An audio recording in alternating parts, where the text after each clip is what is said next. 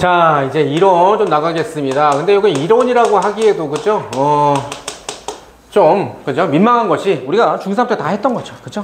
이것은 새로운 내용이 1도 없습니다. 1도 없고요. 그럼 2차 함수 얘가 왜 나왔냐면, 우리가 앞에서 2차 방정식 배웠잖아요. 그래서 아까 선생님이 얘기한 거 있었죠? 2차 방정식을, 그죠? 내가 얘를 기하로 해석하면 이게 바로 뭐라고요? 2차 함수라고요. 그래서 여기서는 딴 게 없어요. 그냥 이거만 아시면 되겠죠? 2차 방정식의 근이다 라고 하는 것이 얘한테서 바로 뭐라고요? 교점의 x좌표라고요. 그죠? 교점의 x좌표라서 이거 말하는 거예요. 예를 들어서 어떤 연립 방정식이야. 즉, 뭐 이렇게 mx 플러스 ny 뭐 이렇게 할까? 그래.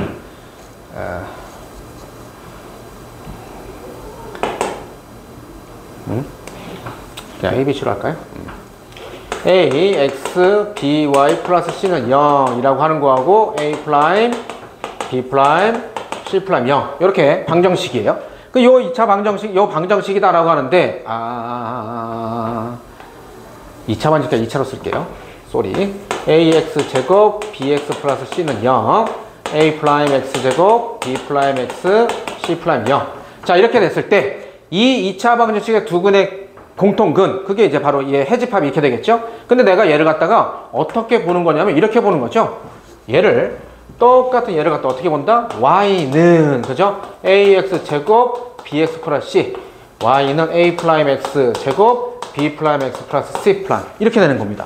해서 얘 2차 방정식에 요놈의 근을 알파 베타다 라고 찾았다는 것은 뭘 말하는 거냐면 그래? 그럼 예를 들어서 이렇게 되겠죠? 뭐 얘가 그래 뭐 이렇게 된다 쳐요. 즉 얘를 그냥 fx라고 해볼게요.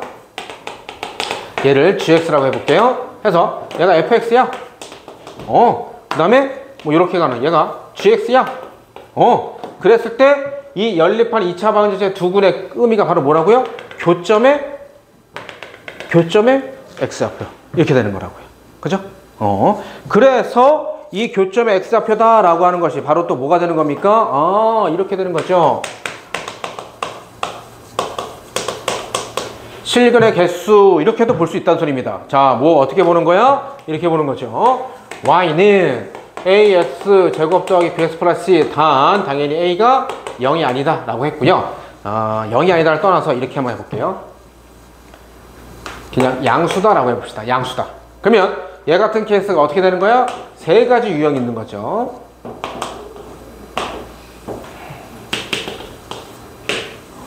뭐야? 이렇게 되는 거야? 이렇게. 그렇죠? 뭘 말하는 거죠? 얘 같은 케이스는 서로 다른 두 실근이죠. 그죠? 그래서 얘는 서로 다른 두 실근. 그럼 얘가 뭐야? 알파, 베타. 얘는 뭐죠? 중근. 이렇게 가는 케이스죠. 얘는 뭐죠? 아무것도 없는 거죠. 그래서 얘 같은 케이스를 갖다가 자, 요렇게 되는 거 얘를 갖다 식으로 표현하면 이렇게 쓸 수 있어요. y는 최고차항 계수 a. 아까 전에 말했던 뭐야? 근을 이용해서 표현하는 거. x 빼기 알파, x 빼기 베타. 이렇게 쓸 수 있다는 소리겠죠. 최고차항 계수를 맞춰야 되고요. 그죠? 그럼 얘는 뭐가 되는 겨? y는 최고차항 계수 a가 있는데 중근이야. 중근이라는 건 뭘 말하는 거야? 이거죠. 뭐. x-알파의 완전 제곱식이 되는 게 중근이죠. 얘는 없죠. 그죠? 얘는 그냥 쓸 수가 없어요. 만약 얘를 굳이 해서 쓸 것 같으면 얘는 아까 뭐 하는 거죠? 우리 아까 연습했던 복소수 범위까지 인수분해라고 하는 거 있었죠.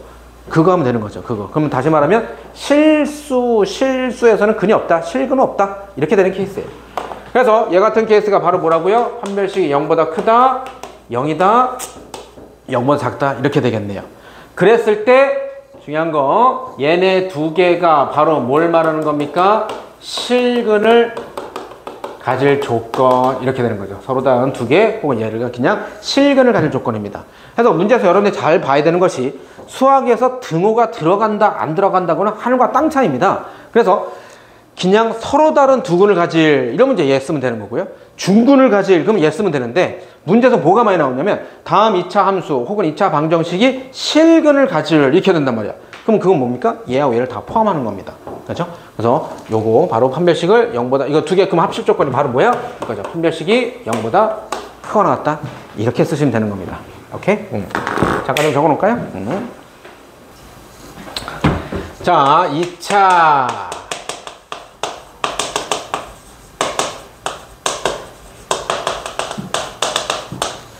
자, 이차함수의 최대최소라고 하는데 요 이차함수의 최대최소는 크게 두 가지로 분류합니다. 뭐냐면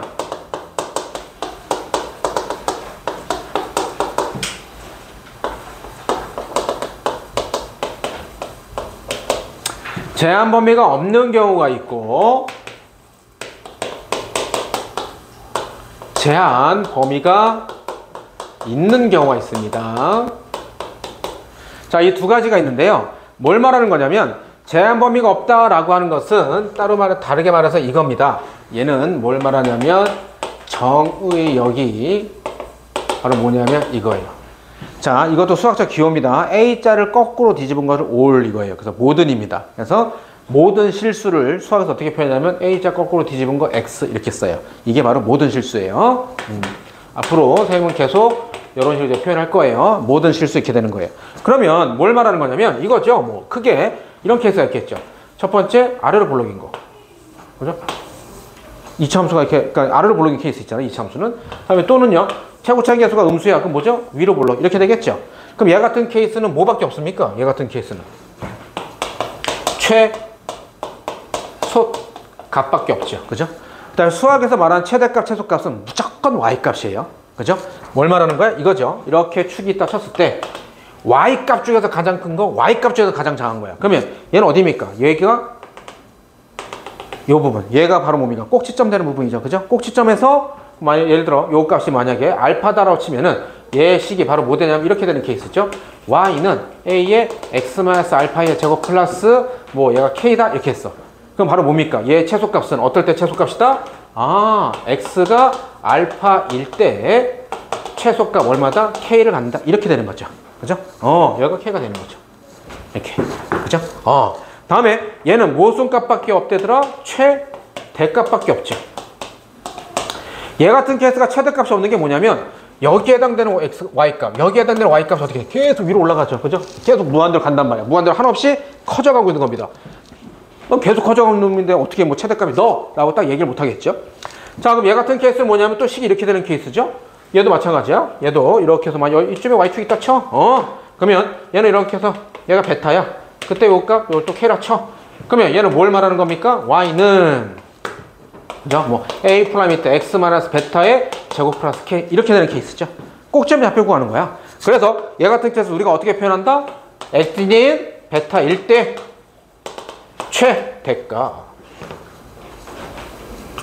최대값 얼마? k를 가진다. 이렇게 되는 겁니다. 그죠? 자, 얘는 솔직히 이건 중딩 과정이죠. 그죠? 중학교 때 우리가 맨날 뭐 이렇게 했었고요. 이제는 이거죠. 제한 범위가 있는 경우 이렇게 되는 겁니다. 그죠? 그럼 제한 범위가 있는 경우도 크게 세 가지로 나눠서 볼 수 있는데 이렇게 되겠죠?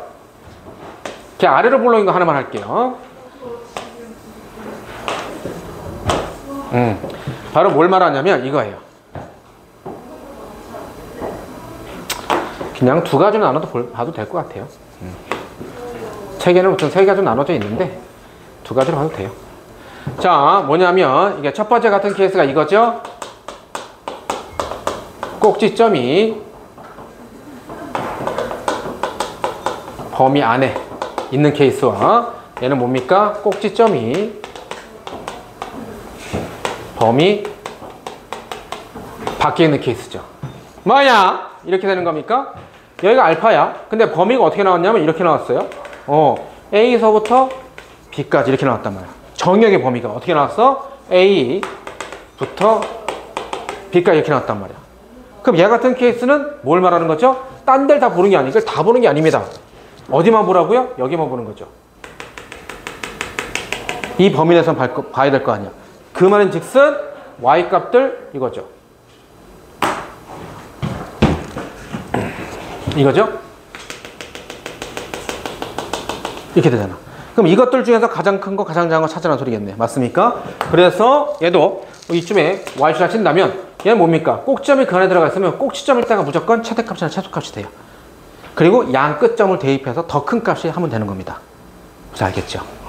그래서 얘 같은 케이스는 이거예요. 꼭지점이 이 안에 들어가 있다는 것은 꼭지점이 두 가지인데 꼭지점이 무조건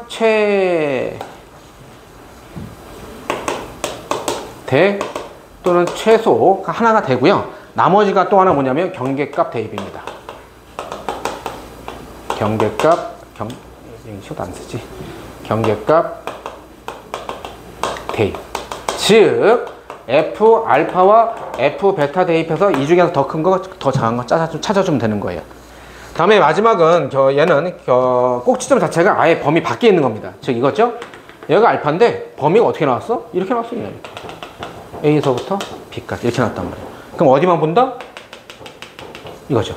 그럼 전체적으로 보면 뭐야? 알파에서 원래 최소값이긴 해. 근데 이 범위를 벗어났단 말이야. 그럼 여기는 내가 안 보겠다는 소리죠? 그러면 얘 같은 케이스는 뭐만 따지면 된다라? 그냥 경계값만 따지시면 됩니다. 경계값 대입하셔서 그래서 그 중에 F 알파하고 A, B 미안 여기 A, B라 써놨구나 선생님이 A, B FA와 FB 얘도 마찬가지 FA와 FB에서 이 중에서 더 큰 거 작은 거가 최대값 최소값 이렇게 되면 돼요. 그죠? 정리하십시오.